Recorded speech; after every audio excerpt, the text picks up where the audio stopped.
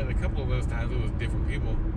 Like, all right, so this new group of people didn't hear him last time, but for the most part, y'all heard him. He was talking loud enough. He's loud as hell, the biggest guy out there. Yeah, he was. They were both pretty big, but yeah, he was probably the biggest one.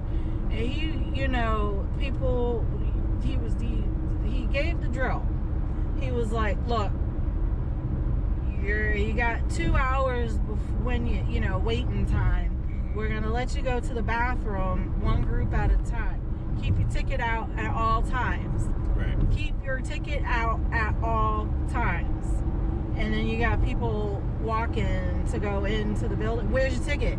In my bag. Keep your ticket out. Like, it's like, oh my God, y'all. Like, keep your ticket out. I mean, at one point, I did have mine in my back pocket, but we were literally in the very front of the line. Right. And, I had already dropped my ID on these New York streets. The guys in front of us were like, this is yours.